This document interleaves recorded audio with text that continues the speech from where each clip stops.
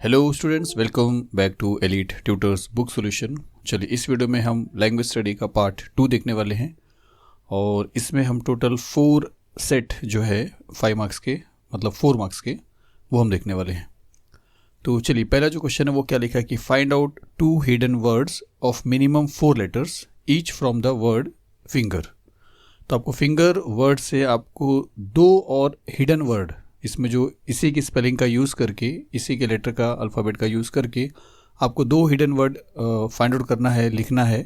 लेकिन कम से कम उसके 4 लेटर्स होना चाहिए, 3 लेटर के नहीं चल सकेंगे।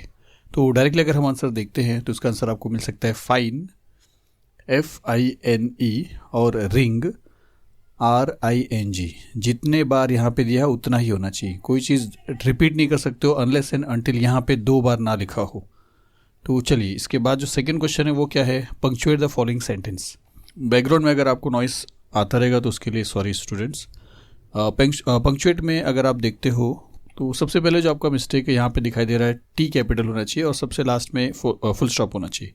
उसके बाद अगर आप सेंटेंस को पढ़ते हो तो क्या लिखा है कि the king said I have come to you wise hermit to ask you to answer 3 questions.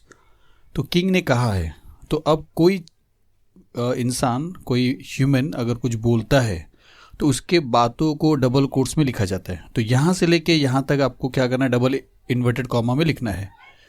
तो 3 चीज़ें आप देखिए कि टी कैपिटल करना है, यहाँ से लेके यहाँ तक का स्टेटमेंट को डबल कोट्स में लिखना है, आई जो है चलिए फुल स्टॉप भी करना है, तीसरा हो गया। चौथा अगर आप देखोगे तो आई कैपिटल में लिखोगे, क्योंकि आई जो फर्स्ट पर्सन है ये आपको कैपिटल में ही लिखना पड़ता है। और इसको बोलते कैसे, देखिए ऐसा बोलेंगे, the king said I have come to you, मैं तुम्हारे पास आया हूँ। फिर नाम लेता है वाइस हर्मिट और फिर बोलता है कि to ask you to answer 3 questions. तो जहाँ जहाँ पे आप रुकोगे बोलने टाइम वहाँ पे कॉमा आएगा, जैसे द किंग सेड कॉमा, फिर डबल कोट्स चालू होएगा, I have come to you comma wise hermit comma to ask you to answer 3 questions, full stop. तो इस तरीके से अगर आप देखोगे तो आपको इस तरह लिखना पड़ेगा, the king said comma, double quotes यहाँ से लेके यहाँ तक, full stop, I capital, have come to you comma wise hermit to ask you to answer the 3 questions. तो इस तरीके से आपको सॉल्व करना है। बोलने का मतलब है आप सिर्फ प्रैक्टिस करते चलिए, आपको काफ़ी कुछ अपने आप समझ में आ जाएगा और फाइनली जब आप बोर्ड पेपर दोगे तो खुद से भी काफ़ी कुछ कर लोगे। चलिए, इसके बाद देखते हैं, pick out 2 present participles from the sentence. Present participle मतलब वो वर्ब जो ING फॉर्म में रहेगा। जैसे यहाँ पे लिखा है, children are watching our inaction and questioning our actions. तो वॉचिंग और क्वेश्चनिंग ये 2 ऐसे वर्ब हैं जो ING फॉर्म में दिए हैं और यही प्रेजेंट पार्टिसिपल है। पास्ट होता तो वॉच्ड होता, क्वेश्चनड होता था, ED में एंड होता था, या और भी जो पास्ट में एंड होता है वो उसमें आपको एंड करना पड़ता। तो इसका आंसर आ जाएगा वॉचिंग और क्वेश्चनिंग। इसके बाद अगर आप देखोगे 4th वाला तो क्या लिखा है कि identify the type of sentence. जैसा मराठी ग्रामर जो हमने देखा था उसमें आपने देखा था उद्गारार्थी, विधानार्थी, प्रश्नार्थी, फिर होकारार्थी, नकारार्थी, आज्ञार्थी। तो वही सारी चीज़ों को यहाँ पे भी आपको बताना है। जैसे इसको अगर आप देख रहे हो तो क्या लिखा है कि how can I learn to do the right thing at the right time. तो क्वेश्चन है ना, ये आपसे क्वेश्चन यहाँ पे, तो क्वेश्चन है तो इसका जो टाइप है वो क्वेश्चन वाला है, इंट्रोगेटिव। तो आपको यहाँ पे डायरेक्ट लिखना है इंट्रोगेटिव सेंटेंस। फिर उसके बाद देखिए क्या लिखा है कि arrange the words in alphabetical order. इसको बताने की ज़रूरत नहीं है, लेकिन फिर भी अगर आप देखोगे तो P से सब शुरू हुए हैं। तो सेकेंड लेटर देखेंगे अल्फ़ाबेट, R है, E है, E है, R है। तो R 2 बार है और E 2 बार है और R और E में E पहले आता है। तो पहले इन दोनों वर्ड से हमको शुरू करना पड़ेगा। फिर इन दोनों में अगर दोनों जगह पे E है तो तीसरा T है और फिर R है। तो OPQRST, तो R पहले आता है, तो परेरा पहले आ जाएगा, पीटर सेकंड पे आएगा। फिर प्रोफेसर और प्रेसिडेंट में E वाला पहले आएगा और O वाला बाद में आएगा, मतलब ये 3rd रहेगा और ये 4th रहेगा। तो अगर हम इसको लिखेंगे तो परेरा पहले आएगा, पीटर सेकंड आएगा, प्रेसिडेंट 3rd आएगा और प्रोफेसर लास्ट में आएगा। तो ये आपका पहला सेट कंप्लीट होता है। चलिए, इसके बाद हम शुरू करते हैं सेकेंड सेट। सेकेंड सेट में आपसे पूछा है कि right 2 compound words of your own. अब हमने जो पहली वीडियो में कंपाउंड वर्ड यूज़ किया था वो भी आप लिख सकते हो, मूनलाइट जो हमने देखा था, लेकिन यहाँ पे हम 2 और देख लेते हैं। देखते ही देखते आपको सारे याद भी हो जाएंगे, कोई ज़रूरत नहीं पड़ेगी आपको कंपाउंड वर्ड्स को लिखने के लिए या पढ़ने के लिए। तो यहाँ पे लिखेंगे कोर्टयार्ड लिखा है और ब्लॉकहेड, जिसमें से दोनों का अलग अलग मीनिंग है, 2 वर्ड हैं। तो कोर्टयार्ड, ब्लॉकहेड। इसके बाद जो क्वेश्चन है वो है pick out the infinitive from the following sentence. मैंने आपको पहले की वीडियो में इन्फिनिटिव और जेरेंड के बारे में बोला था। आईएनजी वाला जेरेंड है और टू के साथ जो वर्ब रहता है वो इन्फिनिटिव है। तो I just had to do it, तो टू डू जो है वो इन्फिनिटिव है। तो यहाँ पे आप उसको लिखोगे कि टू डू, ये इन्फिनिटिव है। इन्फिनिटिव टू डू ऐसा भी लिख सकते हो, डायरेक्टली आंसर है वो भी लिख सकते हो। चलिए इसके बाद क्या है, find out 2 hidden words of minimum 4 letters each from the word heavily. तो ये चीज़ आप जानते हो। डायरेक्ट अगर आंसर देखेंगे तो इसका है हील, ईविल 2 है, इसके लिए 2 लिखा है। मिनिमम 4 लेटर्स का है, 4 लेटर्स लिखा है। इससे ज़्यादा वर्ड आप बना सकते हो, लिख सकते हो बोर्ड एग्जाम में भी, लेकिन कम से कम 2 ज़रूर होना चाहिए। इसके बाद फोर्थ क्वेश्चन क्या है कि फॉर्म पास्ट पार्टिसिपल, एक प्रेजेंट पार्टिसिपल जहाँ पे आईएनजी यूज़ करना पड़ता है, एक पास्ट पार्टिसिपल जहाँ पे ईडी या राइट का रिटर्न होता है तो ईएन, ऐसा जो पास्ट फॉर्म में रहेगा उसको आपको लिखना है। तो यहाँ पे क्या बोला है कि डायरेक्टली ऐसा नहीं लिखना है। यहाँ पे एक शर्त और है कि form past participles of any 2 verbs, कोई भी 2 वर्ब का पास्ट पार्टिसिपल आप लिखिए, लेकिन ये भी बोला है कि in which the last letter is doubled, last वाला लेटर डबल होना चाहिए। तो यहाँ पे हम लिख सकते हैं स्टॉप, देखिए ईडी से एंड हुआ है तो ये है आपका पास्ट पार्टिसिपल। तो स्टॉप्ड और रोटेड, ये 2 ऐसे वर्ब हैं जिनको आपने पास्ट में लिखा है। इसके बाद अगर आप देखोगे लास्ट वाला क्वेश्चन, अल्फ़ाबेटिकल ऑर्डर, सोचिए इसका क्या आंसर होगा। एक थोड़ा सा देर में रुक रहा हूँ या आप पॉज कर लीजिए। तो अगर आपने पहचान लिया है तो चलिए डायरेक्टली आंसर देखते हैं। तो आंसर है इसका इनइक्वालिटी पहले है, इंस्टीट्यूशन सेकेंड है, इंटरैक्शन थर्ड है और इन्वेंशन लास्ट में है। आप देखोगे तो आई एन हर जगह पे है, चारों पे। थर्ड वाला वी है, थर्ड वाला टी है, थर्ड वाला ई है, तो ई सबसे पहले आ जाएगा। फिर थर्ड वाला एस है, तो वी और टी और एस में तो O P Q R S T U V, तो एस पहले आएगा, फिर टी बाद में आएगा और वी लास्ट में आएगा। चलिए इसके बाद ये वाला जो सेट है यहाँ पे फिनिश होता है। थर्ड वाला सेट देखते हैं। थर्ड वाले में देखिए पहला क्वेश्चन क्या लिखा है कि pick out the gerund from the following sentence. Gerund है, ऑब्वियसली आईएनजी वाला रहेगा, यहाँ पे दिखाई भी दे रहा है आपको। He just spat on his hand and resumed digging, तो डिगिंग आ जाएगा। तो यहाँ पे हम लिख सकते हैं जीरेंड डिगिंग, सिर्फ डिगिंग लिखोगे तो भी चलेगा। चलिए इसके बाद है identify the type of sentence. आपको फिर से टाइप बताना है। क्या लिखा देखिए, you can't connect the dots looking forward, आगे की आप सोच नहीं पाओगे, आप आगे की सोच नहीं पाओगे, फ्यूचर की नहीं पाओगे, तो एक नेगेटिव सेंटेंस है। या अगर किसी ने ऐसा बोला कि क्या कोई आगे का सोच सकता है, तो हम बोलेंगे नहीं, वो आगे का नहीं सोच सकता है, तो ये असर्टिव भी बन जाएगा, क्योंकि एक्सक्लेमेशन में या असर्टिव में भी इसी टाइप का हम आंसर देते हैं। तो यहाँ पे आप नेगेटिव भी बोल सकते हो और असर्टिव भी बोल सकते हो, तो इसका आंसर दोनों आ जाएगा, असर्टिव और नेगेटिव। चलिए इसके बाद अगर देखेंगे, देखिए कांट है तो आप नेगेटिव डायरेक्टली लिख सकते हो, नॉट अगर आता है तो वो नेगेटिव है, तो आप नेगेटिव लिख दिए तो भी आपका 100% राइट है।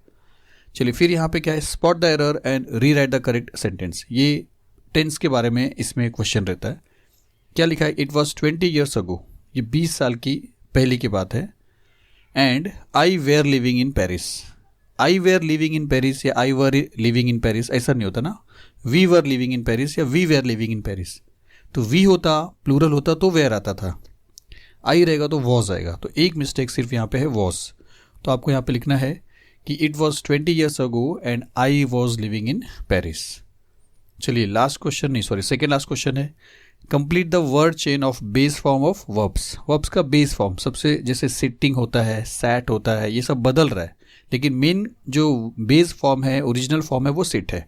तो ऐसे और भी आपको क्या करना है, चेन में, लेकिन जैसे जिस पे ये एंड हो रहा है उसी से आपको बेस फॉर्म का दूसरा जो वर्ब है शुरू करना है। जैसे अगर हम यहाँ पे लिखेंगे तो ये ऐसा लिख सकते हैं, थिंक, थिंकिंग, ये सारी चीज़ चेंज होते हैं, लेकिन थिंक बेस फॉर्म है।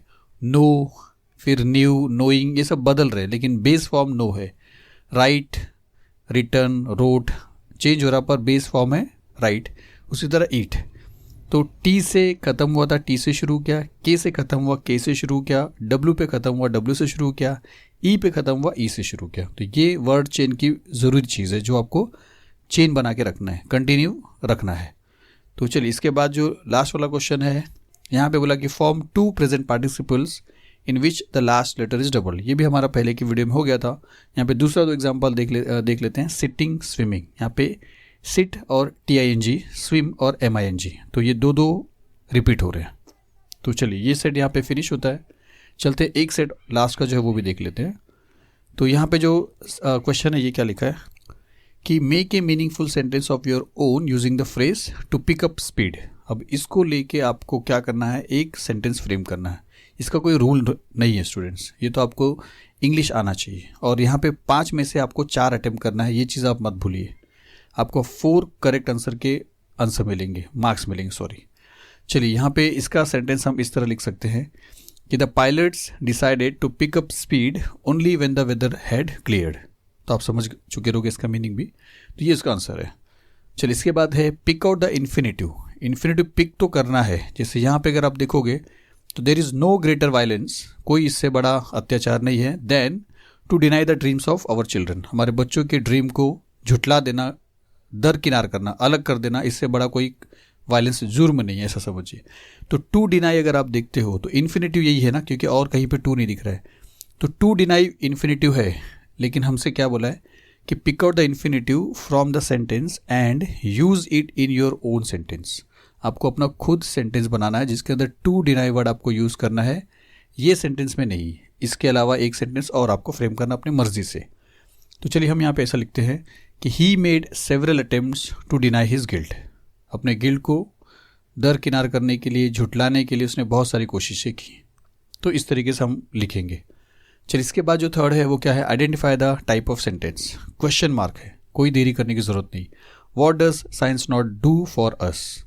क्वेश्चन मार्क है इंट्रोगेटिव, डायरेक्टली हम बोल सकते हैं कि this is interrogative sentence. Interrogative sentence आपको इस तरह लिखना है।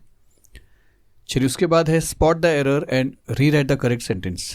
यहाँ पे फिर से किस चीज़ का मिस्टेक रहेगा, टेंस का। I always thought that mathematics were an easy subject. Mathematics एक सब्जेक्ट का नाम है और आई के साथ वॉज आता है, वेयर नहीं आता है, हमने पहले भी देखा था। तो आई ऑलवेज थॉट, मैंने हमेशा सोचा that mathematics was an easy subject. तो वॉज आएगा यहाँ पे, वेयर नहीं आएगा या वर नहीं आएगा, जैसा आप प्रोनाउंस करिए। तो आई always thought that mathematics was an easy subject. चलिए ये सब सीखते रहोगे, हो सकता है कि ऐसे मिलते जुलते अगर कोई क्वेश्चन बोर्ड एग्जाम में आ जाते हैं तो आपको अच्छा लगेगा। चलिए यहाँ पे है फिर last, complete the word chain of adjectives. Adjectives आप जानते हो, he is a boy, he is a clever boy. तो क्लेवर एडजेक्टिव आप जानते हो, उसके बारे में विशेष बताना, विशेषण। वैसे प्रेटी जो है ये एक एडजेक्टिव है, वाई से खत्म होने वाला एक एडजेक्टिव बनाना है, फिर उसके बाद जिससे वो खत्म होगा दूसरा एडजेक्टिव। इसी तरह एडजेक्टिव का चेन बनाना है, वर्ड चेन। तो यहाँ पे प्रेटी वाई से खत्म हुआ है, इसके जगह पे हम लिख सकते हैं यंग।